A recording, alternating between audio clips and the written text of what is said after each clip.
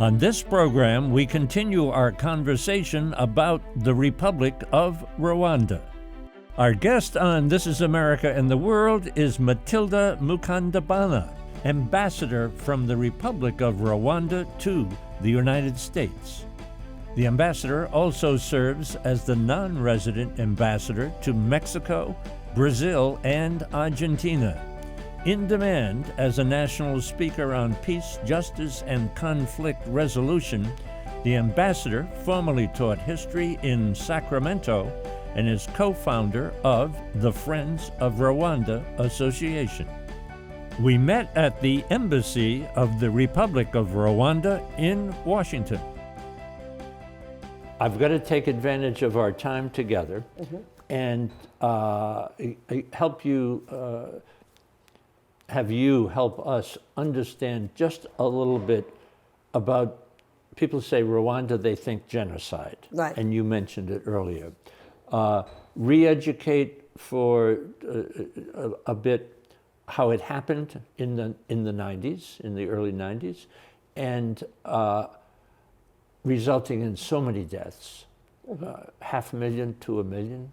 It's 1 million. 1 million. Yeah, actually. 1 million. You know, those are the ones who were able to. Help us, just for younger people who may be watching, re-educate us on that piece of Rwanda's so sad history. It's a very sad history. It's a history of loss, but I will go back and talk briefly about what happened. It's history of loss, almost when you call about despair, but also defiance and recovery. So that's where the strength of Rwanda comes from, because we got to the bottom in a place where there are not many countries that come out of it and are able to stand. So, but what led to this quickly is that the polarization of our people. You know, we started as a kingdom. Rwanda was a very reformed kingdom that many centuries. As a matter of fact, we know the dynasties all the way to the 11th century. That's in our history, just like you would go to all the kings in UK. Rwanda was a centralized kingdom way before European countries were centralized. And you have all those kingdoms and whatever we are, with other kingdoms in Africa, of course, side by side. But in terms of the social history, were people who were able, because in Rwanda, like many other African countries, there were tons of migrations. You know, people coming with their cattle, and they are being able to maybe meet with other people who are coming from other parts of Africa, because there were movements of the population, like any other place.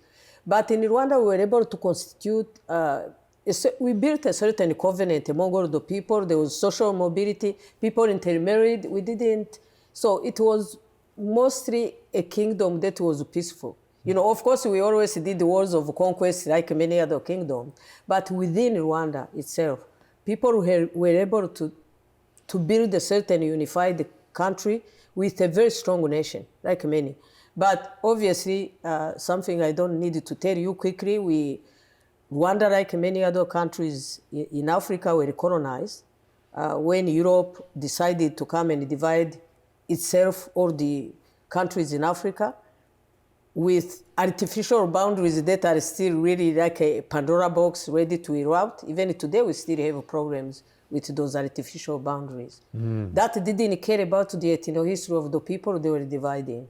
So that we have it in other places of Africa, they still have those kind of issues. But just to go forward, the problem was that the policy of colonialism anywhere was the divide and conquer. You know, you are a European country, you are bringing other ideas, you don't know who you are dealing with. These are Africans, they all look alike. How are you able to govern? So you come and divide the people. And that division of also assigning ethnic identities where they didn't exist, or almost like a tribal way to look at the people, divided the people and created this polarity that eventually grew.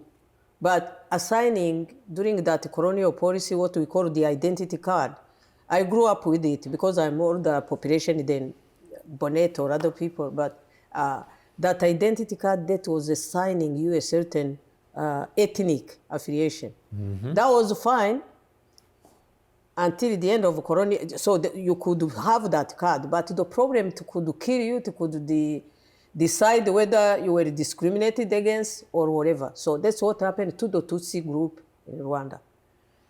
When colonialism ended, and the Belgians were living, because they were colonized first by Germany. When Germany lost World War I, we were given to Belgium. So when Belgium left, the majority of who were assigned again through those identity cards, because they were assigning people, sometimes they use very stupid type of way to assign people in certain groups that were rigid groups, where rigidity didn't exist before among social groups, where, as I said, were social. But because we were a patrilineal society, if you were assigned to a group, you took your father's lineage. Even if you were married to the other group, the children became your fathers. Wow. So that was, so what happened was that, unfortunately, the two consecutive governments that came after colonialism, one called Gregoire Kayibanda, the other one Habyarimana, they were unable to get rid of that kind of division.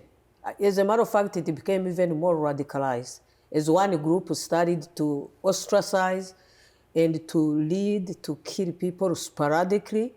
So for all the years, starting with the end of colonialism, the Tutsi group were killed, they were sent to exile. So that's why most of the people, including myself, found myself somewhere else, because we were no longer living in the country.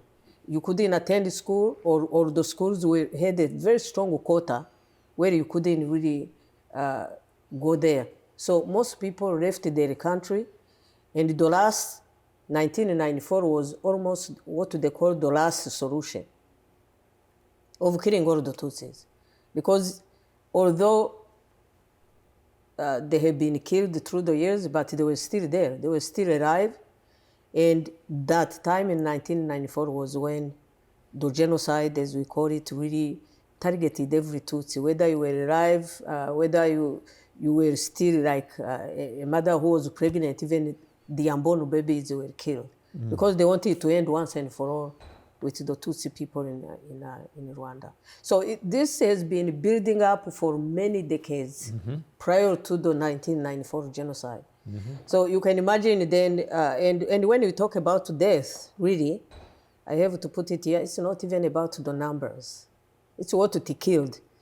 It killed really our own understanding of what a Rwandan was, because it defied, even taboos. Things you couldn't have done in our community, our society. Killing babies, killing old people, this was a taboo in traditional Rwanda.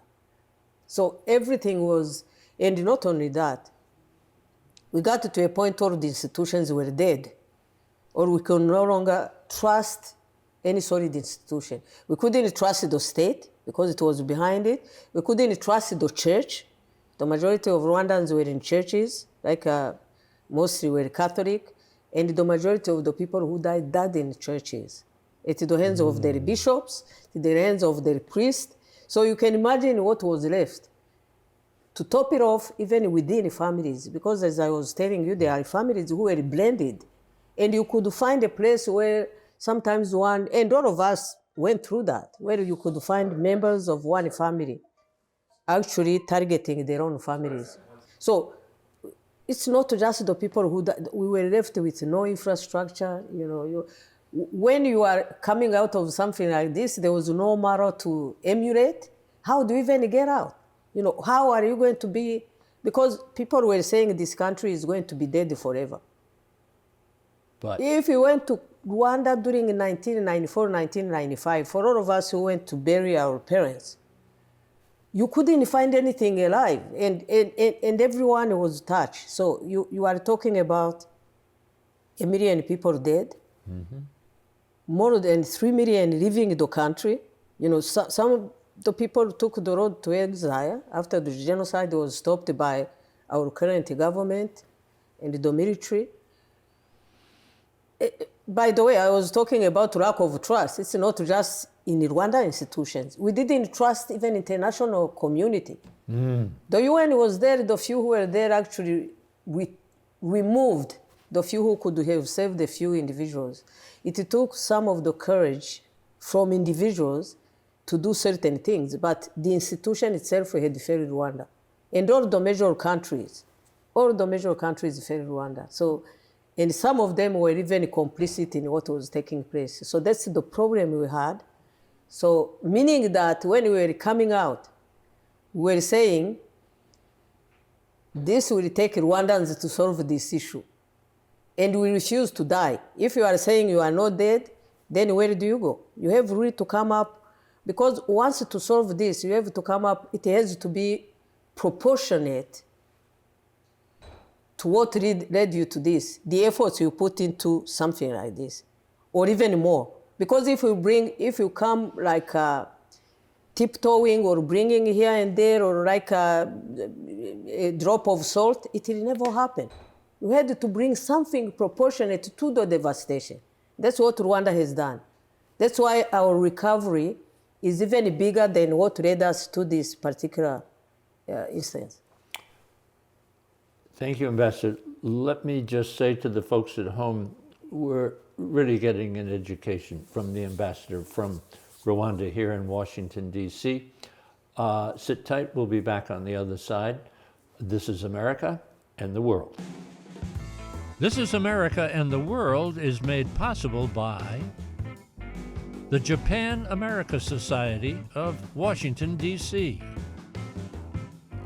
21st Century Citizenship, the Frank Islam and Debbie Dreisman Foundation, the Republic of Uzbekistan, the Sultanate of Oman, the Kingdom of Morocco, the Forerunner Foundation, the Rotondaro Family Trust, and the Embassy Series, Uniting People Through Musical Diplomacy. So, Ambassador, I once did an interview with Secretary of State Madeleine Albright. And as we were ending the interview, I said to Madam Secretary, I said, any regrets? And she paused and she said, Rwanda. That not only the United States, but countries all over the world and the UN forces that were there pulled back. And I hate to use the word, but allowed this nightmare to happen, huh? Yeah, and I had also a chance to host, Madam Secretary Albright, and she told me exactly the same. Wow. And it was, and having the courage to say that is a good thing. Just like what President Clinton did. He asked for forgiveness. He went to Rwanda twice after genocide. Is that right? Yes. And we also were at least happy to see that in the efforts to reconstruct, to rebuild, there was a presence of the United States on our side when we were trying to come out of the ashes of destruction. So those took courage. But there are other countries, actually, who tried to rationalize why they didn't intervene and continues to, or built a whole narrative of blaming the victim now. Oh. It took a long time. There are many countries, and I'm glad, like for instance, France, I have to mention it because it's not a secret, but France was in a strong partnership with the regime that killed many people. And France built this whole narrative about why they did what they did. But recently, this is why even when we talk about reconciliation of a nation and the people, eventually the French were able, President Macron the one who took his courage, and he was able to commission a whole study, study, what they call the, when I remember I tell you, but it's a commission of scholars and other people who put together a whole study for 2 years to try to come up and explain the role of France in genocide in Rwanda, the genocide against Tutsi in Rwanda. So he took that courage, and that has turned around even our relationship with France, because they took that, because for all of us, that kind of journey to go and prod ourselves, to go and to see how we were able to get to that place, where a neighbor could come and kill a neighbor. It took us a long journey. It's a hard work. And it's to confront that reality, and then as a people, all chaff and grain alike. We didn't say we are going to separate the country. No, we said let's go through all the prerequisites of justice, and we face it collectively, not so much towards an eye towards retribution, but thinking in terms of what we want to build as a nation. That's what we did as a nation. Where you could look in the eye of a kid who was born from genocidaires, whose parents have killed maybe 20 people, but that child is now thriving in Rwandan society because you are not punishing him for the deeds of the parents. But at the same time also be able to remove the crutch of victimhood. Crutch of victimhood. You can die from being a victim as well. So it's when you are all seizing that opportunity to look at your history and then together as people to push for any covenants, create whatever you want to call, symbols of reconciliation, but also work for it. And that's where, again, to go back to what we were talking about, like our homegrown solution. Every single one of them, and maybe you'll have a chance, I'll send you, because it's a long list, but it has whatever, like the baskets. These are called the peace baskets. The peace baskets are uniquely Rwandan, and what they did was not just for beauty, because we use them but the women who were married to people who committed the genocide and the ones who were the victims of genocide would sit together and weave. But it was giving them an economic leverage for their children who were going to school. But at the same time, while they were doing it, they are also talking. So reconciliation came through the mechanism of saying we are all facing the same reality, same existential problems as people, and being able really to see that we are all one. We are out of many, we are one. And I think that's all those kind of stuff we did in the socioeconomic area. What we call Girinka. Girinka is give a cow. So Rwanda distributes cows to the poorest so they can have the milk, they can do this and that, but it's to pay it forward. Once your cow produces, you give it to your neighbor. So because in our traditions, sometimes when let's say if we were getting married, right? The other family will give you a cow, not so much to buy the bride, but as a sign of friendship. So the cow expresses friendship among the people.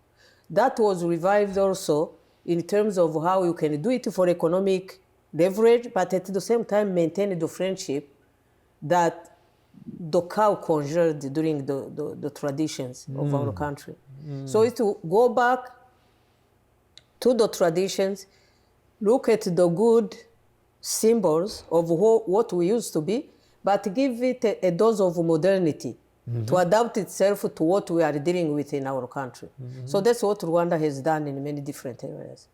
So out of this horror of the 90s and prior to that, massacres and such leading up to that, you personally were affected, huh?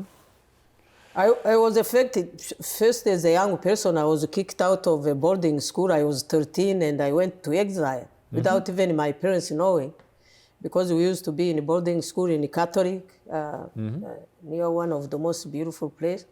I left, and since then I never really came back to my country since I was 13. So it was something that was shared by many generations of Rwandans. They are the ones who went before us, who established themselves in neighboring countries like Uganda, Tanzania, Burundi, and Congo, and other places. And then as far as Belgium or United States, very few, and Canada.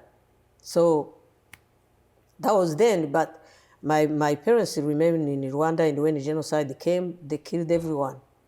So in my own family, if you go there, we have a small chapel with 70 bodies buried, including my own parents and my siblings.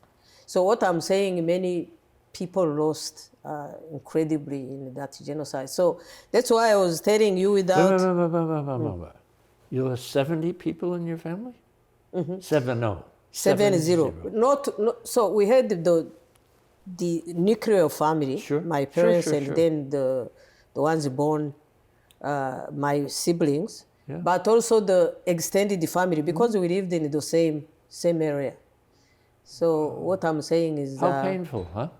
How painful. It is. It's maybe what I'm saying, it's a whole way of life that was dead with that particular thing, and for Rwanda. That's why when we started the month of April, some people are saying, why do you always go and commemorate and do this stuff and do a collective thing? It's because through those things we learn to support each other. Because without your own family, sometimes people moved in. And also, that's how we created the association you were asking me about.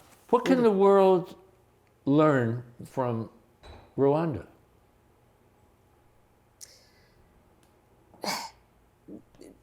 The world didn't learn, even though there are many good stuff coming out of it. But what maybe the world can learn, especially the people going through conflict and other people, is that there is always a light that is left, even when people are supposedly dead. There is always a history of resilience. And you find it in yourself to keep going and to build even a better. I can say for a fact that the Rwanda we have today is way better than any Rwanda we have ever known. And it came out of suffering. But it took people with courage, it took people with a vision, and it took people of... You can't build what we were able to build in Rwanda by being selfish or narcissistic.